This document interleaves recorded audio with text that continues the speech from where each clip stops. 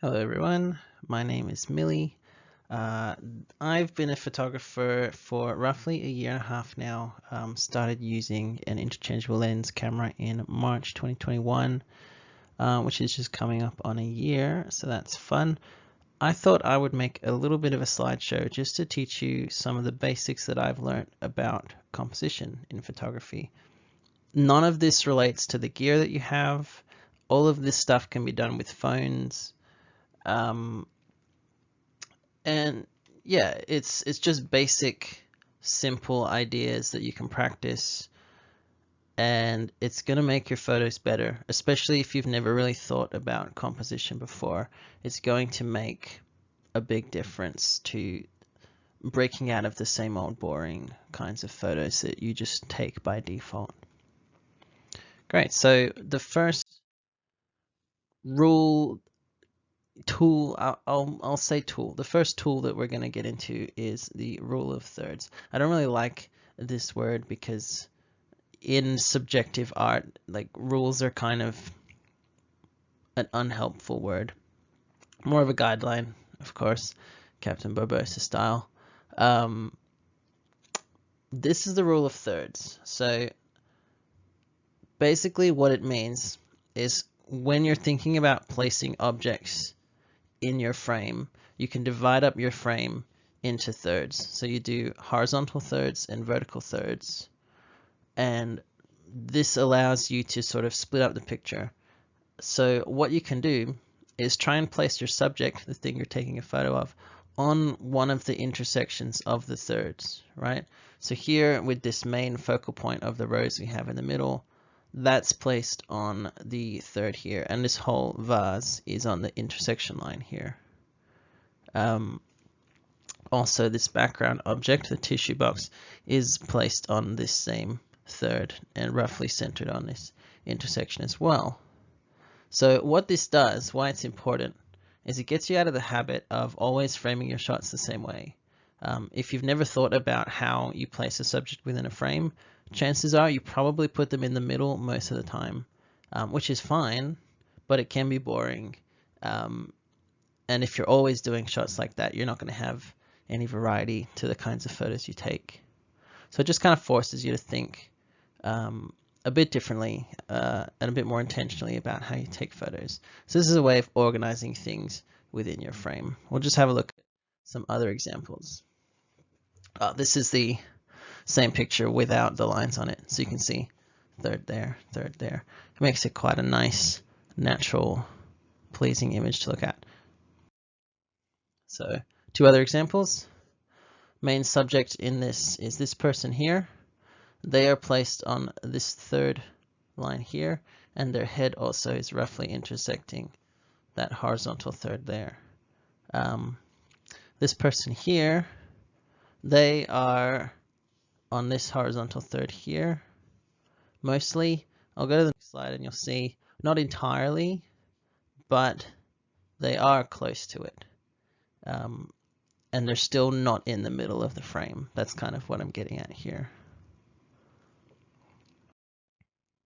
So a different way to use thirds is to fill a part of your frame with an object or some sort of division in your photo.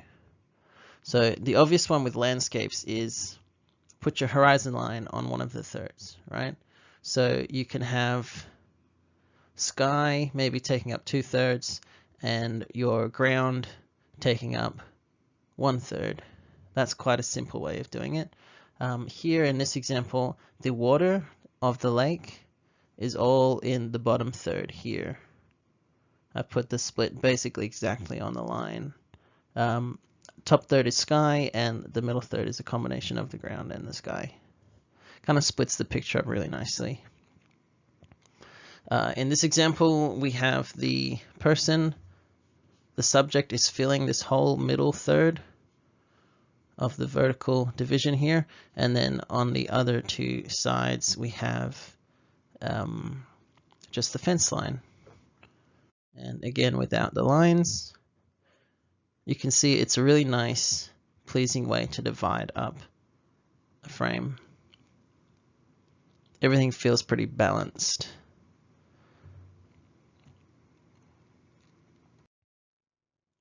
So the next tool is facing into the frame.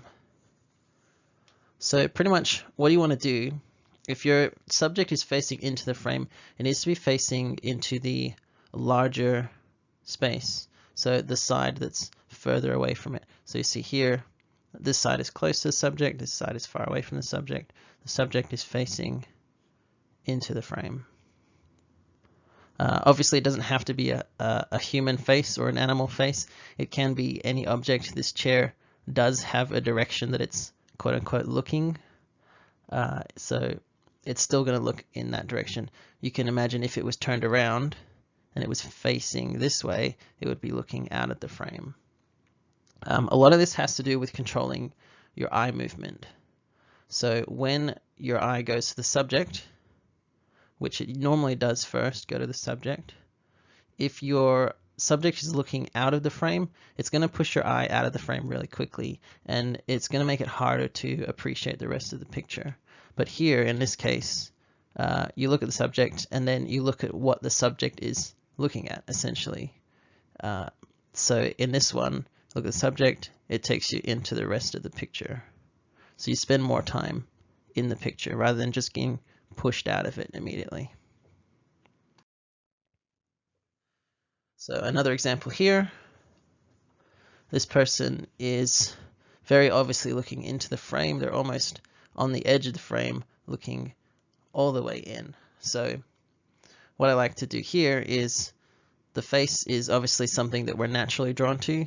As humans, we're just programmed to look at faces. They catch our attention. So you can use the face to direct the eye into the rest of the picture. So you would look at the face first, and it brings your eye to what the person is looking at, which is really the rest of the subject. There's kind of two subjects here, the face and sort of the nails and the cards and everything. And then over time, then you'll look at the rest of the picture and you'll figure out what's going on. You know, we've got nail polish, got a phone, we've got some sort of background. Obviously, it's a game night. People are doing their nails. One more example of this. We've got this gorgeous dog that I found at a lake. And so the body is facing out of the frame, but the actual face and the eye line of the subject is bringing you back into it. So your eye is going to this first, and then you're kind of following the eye line. So the opposite of that, of course, would be facing out of the frame. So this is something that's a little harder to pull off because you have to do it with a reason. The facing into the frame is just a nice, easy, natural place to start, but this is a little more tricky to pull off. So there's lots of reasons you could have a subject facing out of the frame. Often it's to kind of make them feel maybe more alone. It's harder to connect with them. In this example here, yeah, I wanted to make a wistful kind of feeling. So the model here is looking off at the distance. You can tell she's kind of, or you get the impression that she's thinking about something removed from her. She's looking at something outside of the frame, or her mind's in a different place. But we're not really connected to what she's looking at. We're more of a observer of her. So that creates an interesting effect too. This one's a little more subtle. So obviously the cow is the main subject here. The cow is facing out of the frame. And I think this, to me, has the effect of, we're just looking at the cow, but we're not really connecting with it that much because we're not seeing its face. We're not seeing what it's looking at. Yeah, and just kind of, it's there, you know. If we had the cow the other way around, and the cow was looking into the field, maybe towards the camera, I think that would give quite a different effect. It would feel quite different. Or if we reframe the shot and we put the cow sort of on the left side of the frame, that might give a different feel as well. Cool. So the next tool is leading lines. These are very popular with photographers. We love our leading lines. The idea here is to guide your eye, give it something to help it through its journey, on its journey through the picture. So in this example, clearly the leading lines are the fence and the ground. All of the lines in this picture are leading towards the subject. So your eye was already going to the subject because that's just naturally where you want to look. But the effect is amplified and it's much more powerful because of the leading lines. And if you try and have your eye rest on any other element of the image, generally it's still going to want to push you back to the middle. That's just how these lines are working. They can be straight or curved. Straight lines are pretty easy to find in built-up areas. Curved, good examples might be roads or paths, or the lines that a hill might make. Those are all good examples of curved lines. Usually you want to try and avoid the lines in your photo taking you out of the frame and away from your subject. Because if you want people to spend time looking at your subject, and you have lines taking your eye, pulling your eye away from them, it makes it harder to look at the picture. It takes more effort to look at the picture, and it can just feel a little bit unnatural. You probably don't want to spend a lot of time dwelling on it. So 2 more examples. Have a think about, clearly this is the subject.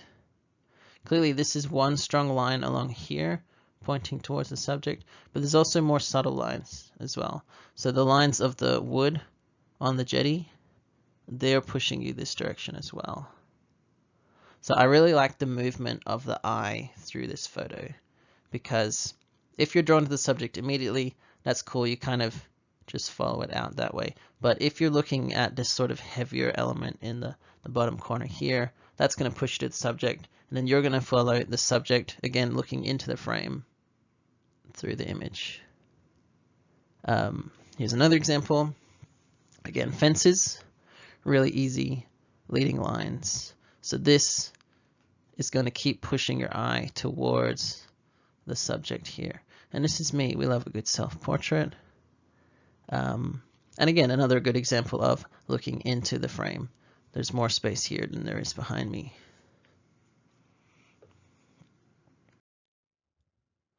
So this one's a little more subtle, but have a think. Where could the lines be in this one? Think about what the subject is as well. And then where are the lines? So to me, the obvious subject of this photo is the tram here. And then the lines are going to be the road. So you have some nice curved lines here that kind of pull your eye all the way along.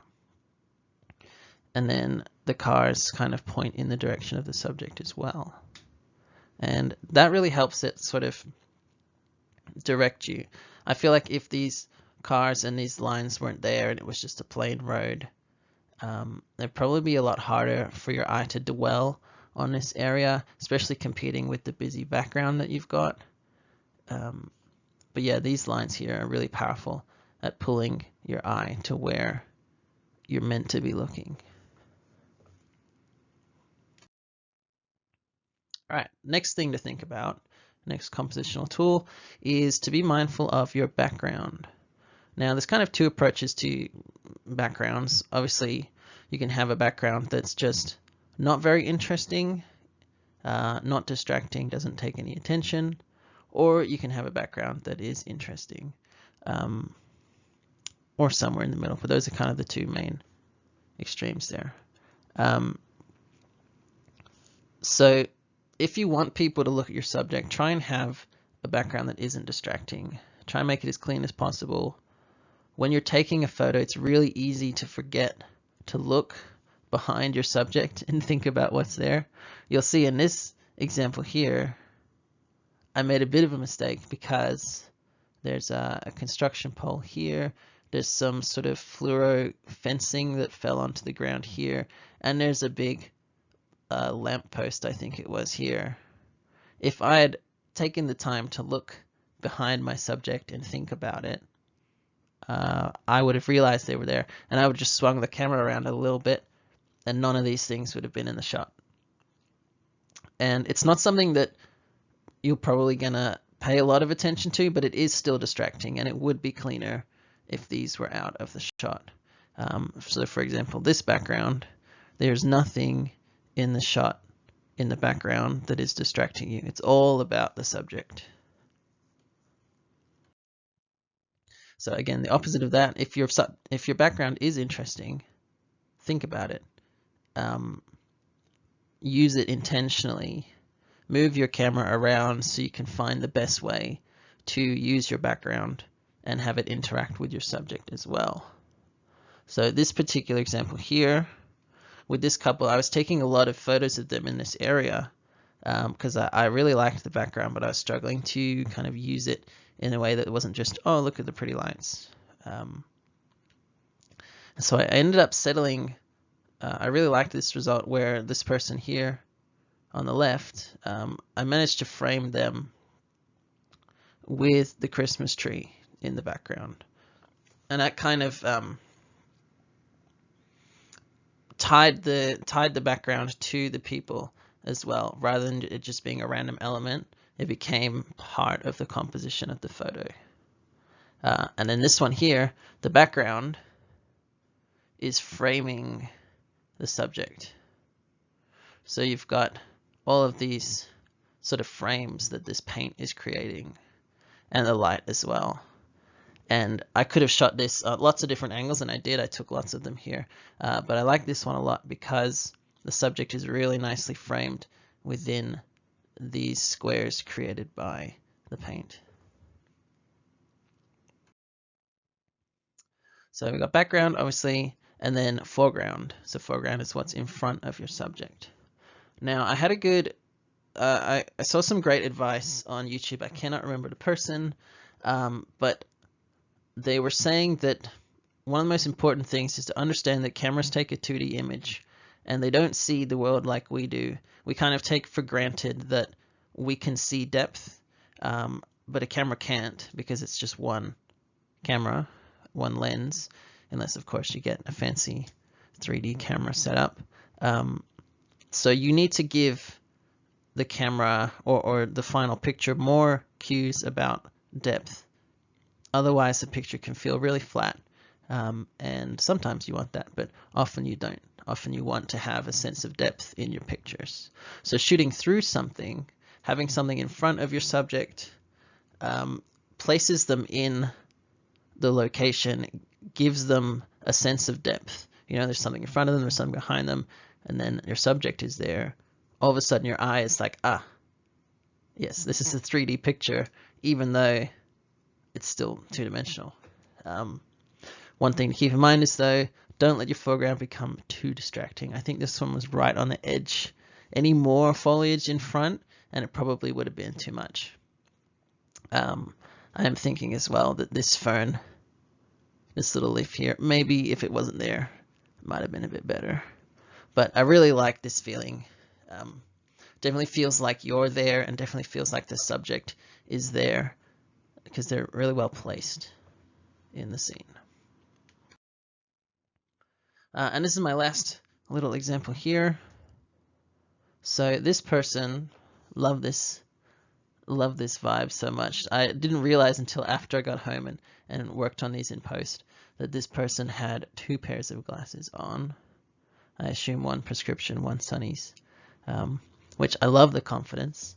I think either you're doing that because you're a total dork, or you're doing that because you're just owning it and you're rocking it. And I think this person has it in the bag. So I took a lot of photos of this person. Disclaimer, it is a zoom lens. I was zoomed in pretty far. I think it might have been 300 mil on a crop sensor, so that's a lot of zoom. But I took a lot of photos of this person, and only one of them had this car drive past in front. And I really liked the result it gave, because all of a sudden you've got something in the foreground, you've got your subject, and you have a background. So now the subject is between these 2 cars. They're placed well within the scene, and you've got a real sense of depth here. It feels like it's a 3D world that you're taking a picture of. So yeah, just play around, see what you can put in front of your subject, and get a good sense of depth out of it. So just going to go through the tips as a quick review. Feel free to obviously rewatch the video, but yeah, we've got rule of thirds. So you want to place your subject on an intersection of the thirds dividing lines, or you can fill 1 or 2 thirds with a part of your image. Facing into the frame, you want your subject to face towards the edge that's furthest away from them, and facing out of the frame is the opposite. Have your subject face towards the edge that's closer to them. Leading lines, draw your eye towards the subject. Try and avoid lines that take you out of the frame. With the background, try and make your background to be less distracting, or if you have an interesting background, be careful about how you frame it. Think about what it's doing and play around. You know, you might try lots of different things and only one of them works. And then foreground, finally, is shooting through something can make a picture more interesting and provide a much needed sense of depth in a 2D image. So I'm just going to finish with a little thought. Obviously there's a lot to think about here, and these are just a few like basic tools of composition. There's so much more to know, and it can get really overwhelming in the field. You're like, how can I ever think about all of this? And the thing is, you can't. You can only think about a couple of these things really consciously. So what I would suggest doing is practice 1 or 2 of the concepts. Go out and take lots of photos, practicing them. Eventually you'll start to do it subconsciously without thinking. You know, you'll get a shot lined up and you won't actually have to think about where you're placing your subject in the frame according to thirds, because it's just becomes a sort of natural reaction to you. And then you can introduce another thing. Maybe once you've nailed the rule of thirds and the facing into or out of the frame, then you start thinking about leading lines and doing that intentionally. And then obviously background and foreground. It's a bit like learning to drive a car, especially if you're driving a manual. There's a lot to think about and a lot to do. And if you try and think about all of it consciously, you're not going to have enough time and you're going to crash. Or if you're taking a photograph, the moment's going to pass and you're going to miss it. So practice some things, get them automatic, and then practice some more things. And eventually you'll have lots of skills built up and it will just be natural and easy for you to take interesting photos. Cool. I've been Millie. If there is a description on this video, I will put my Instagram in it. All the photos in this slideshow are mine. I hope you've enjoyed it and learned something. Thank you very much.